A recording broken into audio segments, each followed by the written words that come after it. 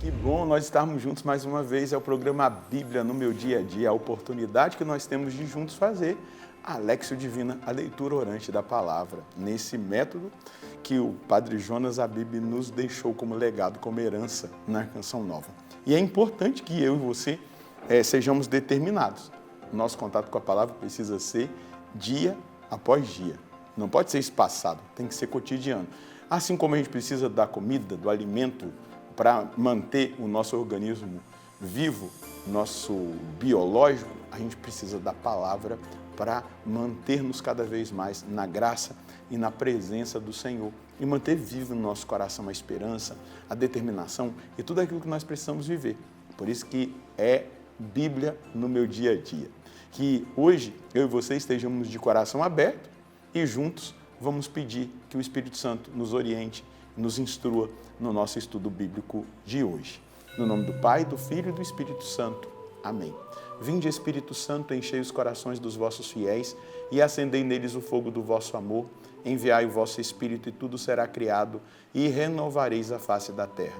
Oremos, ó Deus que instruíste os corações dos vossos fiéis, com a luz do Espírito Santo, fazei que apreciemos retamente todas as coisas segundo o mesmo Espírito e gozemos sempre da sua consolação por Cristo Senhor nosso. Amém.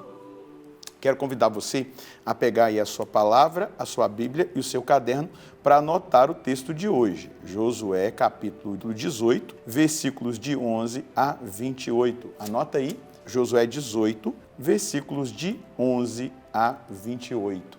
Vamos juntos ler o texto e depois meditá-lo.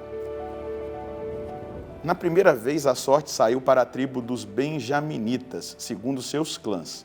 Coube-lhes um território situado entre os descendentes de Judá e os de José. No norte, sua fronteira partia do Jordão, subindo ao lado de Jericó, para o norte. Depois, pela montanha na direção oeste, para terminar no deserto. Em Bet-Aven, dali a fronteira passava ao sul de Luza, isto é, Betel, descendo depois até Atarot-Adá, na montanha ao sul de Bet-Horon de baixo. Daí a fronteira se estendia, virando de oeste para o sul, desde a montanha defronte de Bet-Horon ao sul, para terminar em Cariat-Baal, isto é, em Cariat-Jearim, cidades dos judaítas. Esse era o lado ocidental. No sul, a fronteira ia de Cariat-Jearim para o oeste em direção aos mananciais de Neftoa. Depois, descia até a extremidade da montanha que faz frente ao vale de Ben-Enon, no extremo norte do vale dos Refaitas. Descia o vale de Enon pelo lado sul dos Jebuseus, até En-Rogel. Virava então para o norte até chegar em En-Sames, de onde seguia para Galilote, defronte da subida de Adomim, para descer até a pedra de Boém, o Rubenita. Passava depois pela encosta setentrional a Bet-Arabá e descia para Arabá. Depois passava ao lado de Bet-Reglá, a norte, para terminar na laguna setentrional do Mar Morto, na extremidade sul do Jordão. Era essa a fronteira meridional. A fronteira oriental era o Jordão. Era essa a herança dos benjaminitas, segundo os seus clãs, com todas as fronteiras. E essas eram as cidades da tribo de Benjamim, segundo seus clãs: Jericó, Bet-Eglá, Amec-Cases, Bet-Arabá, Semaraim, Betel, Avim, Fara, Ofra, Cafaremoná, Ofne e Gabá, 12 cidades com suas aldeias: Gabaon, Ramá, Berote, Masfa, Cafira, Moza, Recém, Jarafel, Tarala, Serelef, Jebus, que é Jerusalém, Gabaá e Cariate, 14 cidades com suas aldeias. Era essa a herança dos benjaminitas, segundo os seus clãs. Então, Benjamim, a tribo de Benjamim, recebe 26 cidades, mas ali tem 3 cidades muito importantes que foram dadas a Benjamim: Jerusalém, Gibeá e Betel, não é? Então, aqui a gente vai perceber, parece que a herança ela é pequena, mas ela é muito importante diante das cidades que aqui estão. veja só, Jerusalém, nem preciso falar, vai se tornar o centro da vida espiritual do povo de Deus. Depois de Gibeá, é o lugar de onde sai o primeiro rei de Israel. A gente não chegou lá ainda, mas nós já sabemos quem é o primeiro rei de Israel. Eu imagino que você saiba. Ele é o rei Saul. E de Betel é o lugar do encontro de Jacó com Deus. Então, são lugares muito, muito, muito importantes para que nós entendamos. Veja só, o nome de Benjamim significa filho da mão direita ou da felicidade. Por quê? A mãe de Benjamim era estéril, né? Vamos lembrar isso. E ele vem com essa alegria, né? José e Benjamim são filhos da mesma mãe. Quais eram as esposas de Jacó? Vamos lembrar, não é? As filhas de Labão, Lia e Rebeca. Então, a gente vai perceber aqui essa felicidade de Israel, né, que tem aí Benjamim. E hoje nós vamos perceber no texto que toda a terra dos benjaminitas está posicionada entre Judá e Efraim, não é? Entre os filhos de José, Judá e Efraim. E aí nós vamos perceber aqui algo importante. Judá e Efraim. Judá representa a adoração, a terra do Messias. Efraim, a frutificação. A gente já pode entender que da adoração nós colhemos os frutos. Frutos de salvação, frutos de crescimento, frutos de conversão, frutos para que a gente possa experimentar ainda mais a graça, o amor de Deus, mas também ser testemunhas.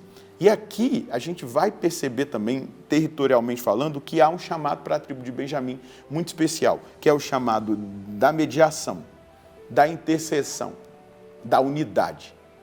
E para que haja mediação, intercessão e unidade, é exigido, é necessário que haja maturidade e fidelidade.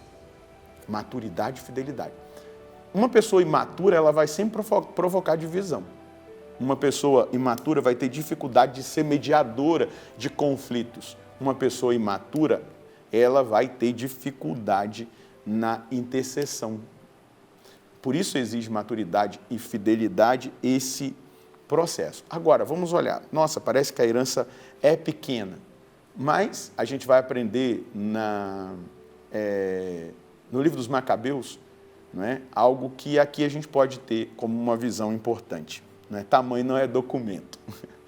A gente usa aqui um termo importante para ser usado no momento, mas que acaba sendo da linguagem popular. Tamanho não é documento. Aqui, tamanho não define impacto espiritual. O que define impacto espiritual é fidelidade. Não é? É fidelidade. Um santo que não tem tanta proporção, está escondido, mas é santo. Ele gera um impacto numa geração mais do que alguém que está exposto que não é santo. Mais do que alguém que aparece que não vive a santidade, não vive a fidelidade. Então, é importante que a gente entenda isso. Tamanho não define impacto espiritual. O que define o impacto espiritual é a fidelidade. E nós estamos sendo chamados à fidelidade. Mas aqui, olhando espiritualmente para o texto e para essas 3 cidades importantes, a gente vai perceber que essas 3 cidades importantes podem representar áreas da nossa alma que precisam ser pensadas por nós. A primeira delas, a cidade de Jerusalém, é a adoração. É a minha adoração. Como anda a minha adoração? Como anda o meu relacionamento com Deus? Como anda o meu relacionamento de comunhão, de fé com o nosso Senhor? Ele está no centro da minha vida? Ele está sendo o lugar onde é prioritário para mim de estar na presença dEle? Nós estamos aqui, eu não vou ficar fazendo algum discurso vazio em relação à palavra, eu vou levar a gente sempre para a conversão, para o crescimento, porque a gente tem a leitura literal e a leitura espiritual da palavra. Agora eu estou fazendo a leitura espiritual. A cidade de Gibeá, ela representa as nossas fraquezas. O que nós precisamos tratar? Áreas que necessitam de restauração. O que precisa de restauração na sua vida? Foi lá que Deus restaurou, né? muita coisa. E ali é um centro de restauração. O que precisa ser restaurado na minha vida? Não é? O que na minha história precisa ser tocada pela graça de Deus? E depois a última das cidades que representam áreas da nossa alma, Betel, aonde está a nossa história. Betel representa a nossa história de salvação. E aí, uma pergunta, a gente tem ouvido ainda a voz do Deus que nos chamou? Na nossa história existe um chamado, na nossa história existe um lugar secreto, um lugar de encontro, onde nós encontramos com o Senhor que mudou a nossa vida. E essa mudança, ela define o resto. Eu não posso deixar essa mudança de lado, eu tenho que sempre fazer memória, para que esse lugar secreto me leve a avançar. Eu tenho um chamado, eu tenho uma escolha. Eu não sou fruto do acaso, existe um propósito para a minha vida. Então, nós podemos colher tanta coisa hoje aqui do texto. E qual é a mensagem que nós podemos receber como proposição para a nossa vida? Eu preciso reconhecer que o maior e mais poderoso impacto espiritual se encontra na fidelidade a Deus. Sendo fiel ao Senhor, agradarei o seu coração e influenciarei a geração onde me situo. O Senhor conta comigo nesta geração e me convoca à fidelidade. Contemplando essa verdade, preciso colocar Deus no centro e ser um verdadeiro adorador, pois nele encontro força para superar minhas fraquezas e cura para as realidades difíceis que vivi. Na adoração, sempre recordarei que sou chamado, eleito, e lá conseguirei a maturidade para ser mediador, intercessor e promotor da unidade.